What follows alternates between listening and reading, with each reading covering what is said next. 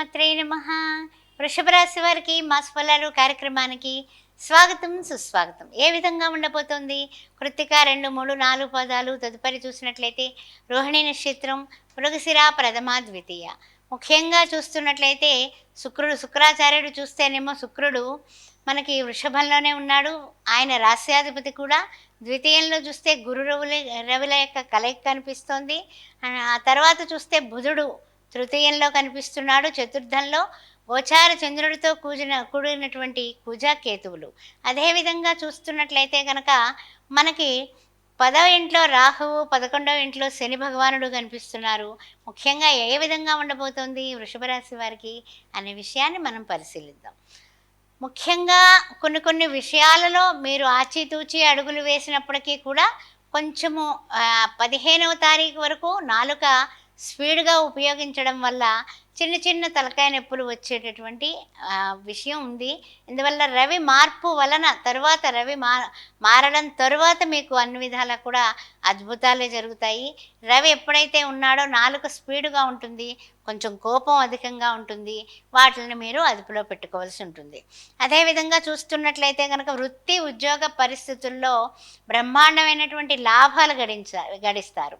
అంటే వ్యాపారం కానీ, వృత్తుల్లో కానీ, తర్వాత ఉద్యోగంలో కూడా. అంటే ఏమిటి, ఉన్న స్థితి నుంచి ఉన్నత స్థితికి ఎదిగేటటువంటి అవకాశాలు బ్రహ్మాండంగా కనిపిస్తున్నాయి. దానికైతే తిరుగులేదు, ఎక్సలెంట్గా ఉంది. అయితే ఏంటంటే కనుక ముఖ్యంగా 16 దాటిన తర్వాత అద్భుతమైనటువంటి అవకాశాలు పెరుగుతాయి.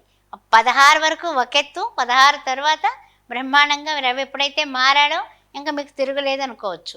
ఇంటా బయట కూడా గుర్తింపులు బ్రహ్మాండంగా ఏర్పడతాయి. అదేవిధంగా మీరు ఏదైనా పెట్టుబడులు పెట్టాలన్నా షేర్ మార్కెట్ రంగంలో, రియల్ ఎస్టేట్ రంగంలో ముందుకు వెళ్ళాలంటే 16 దాటిన తర్వాత మీరు దూసుకుపెడతారు. దానిలో తిరుగులేదు. అంతవరకు కొంచెం ఆచితూచి అడుగులు వేయడం చెప్పదగిన సూచన. కోర్టు వ్యవహారాలు తర్వాత కొన్ని విషయాల్లోని కూడా 15వ తారీఖు వరకు కొంచెం వాయిదాలు తీసుకోండి. ఆఫ్టర్ 16 మనకు అనుగుణంగా తీర్పులు వచ్చేటటువంటి అవకాశాలు కనపడుతున్నాయి. ఆ విషయంలో ఉండండి. అదేవిధంగా షేర్ మార్కెట్ రంగం వాళ్ళు కూడా ఇప్పటి వరకు పెట్టిన పెట్టుబడులు ఒకెత్తు, 16 తర్వాత మనకి లాభ స్థాయిలోకి మనం వెడుతున్నాం కాబట్టి డెఫినెట్గా మీరు ఆ రంగంలో ఉన్నవాళ్ళు ఎలర్ట్గా ఉండండి. ఆఫ్టర్ 16 మీరు బ్రహ్మాండమైనటువంటి లాభాల బాటలోకి పడేటటువంటి అవకాశం ఉంది. ఏమైనా ఉద్యోగాలు కానీ ఏదైనా మారే కార్యక్రమం పెట్టుకున్నా సరే ఆఫ్టర్ 15 అనే విషయం గుర్తుపెట్టుకోండి. వివాహాది శుభకార్యాలు ముఖ్యంగా చెప్పుకోవాల్సిన విషయం. ముఖ్యంగా ఏమిటంటే మీ సంతానానికి కానీ మీకు కానీ వివాహాది శుభకార్యాల కోసం మీరు వేచి ఉంటే కనుక ప్రయత్నాల్లో ముందడుగు వేస్తారు. ఓకే అనే సమాధానం మనకి ఈ మాసంలో వినపడుతుంది. శ్రావణ మాసంలో అన్ని విషయాలు మాట్లాడుకోవచ్చు అనేటటువంటి మంచి మాట మన చెవుల్ని వినడం వల్ల చాలా ఆనందంగా ఉండేటటువంటి అవకాశం ఉంది మీ కుటుంబం అంతా కూడా. బంధుమిత్రులందరూ కూడా మీకు అనుకూలంగా మారుతారు.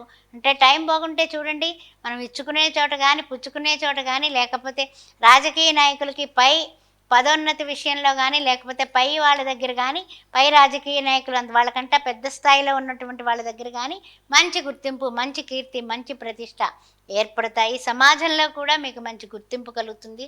అదేవిధంగా చూసినట్లయితే కనుక కొంతమందికి ట్రాన్స్ఫర్స్ కానీ, పదోన్నతి కానీ ఉద్యోగస్తులకి వచ్చే అవకాశాలు కనపడుతున్నాయి. అందువలన ఆ విధంగా మీరు ట్రై చేసుకోవడం అనేది చాలా ముఖ్యమైనటువంటి విషయం. చాలా చెప్పాలంటే కనుక కొన్ని విషయాల్లో తొందరపాటు నిర్ణయాలు తీసుకుంటున్నామా, ఇది మనం చేసింది కరెక్టేనా అని 1కి 2 సార్లు ఆలోచిస్తూ ఉంటారు. కానీ దానికి మీ ఇంట్లో కుటుంబ సభ్యులతో చర్చించుకొని మీరు ముందడుగేస్తే అన్ని విధాలా మీకు సక్సెస్ రేటు పెరిగేటటువంటి అవకాశం కనపడుతుంది. కానీ ఒక చిన్న సూచన ఏంటంటే కనుక మనం ఏ రంగంలో ఉన్నప్పటికీ కూడా శత్రువులు అనేవాళ్ళు కూడా మనకి పక్కనే అంటిపట్టుకుని ఉంటారు. రాజకీయంగా ఉన్నా, అదేవిధంగా వృత్తుల్లో ఉన్నా, వ్యాపారంలో ఉన్నా, ఉద్యోగంలో ఉన్నా కూడా ఉంటారు. కాబట్టి కాస్తంత శత్రుభావం ఉన్నది వీళ్ళకి, వీళ్ళు నన్ను చూసి కొంచెం అసూయ పడతారు అనుకునే వాళ్ళకి దూరంగా వాళ్ళకి మెలగడం అనేది చాలా చెప్పదగినటువంటి సూచన. ముఖ్యమైనటువంటి విషయం ఏంటంటే కొన్ని విషయాల్లో మీరు ముందుకు వెళ్ళిపోతుంటే ఏడ్చేవాళ్ళు కూడా మన పక్కనే ఉంటారు. ఆ విషయం గుర్తుపెట్టుకోండి. తదుపరి ముఖ్యంగా వాహనాలు నడిపేటప్పుడు, యంత్రాలు నడిపేటప్పుడు be careful, always be careful.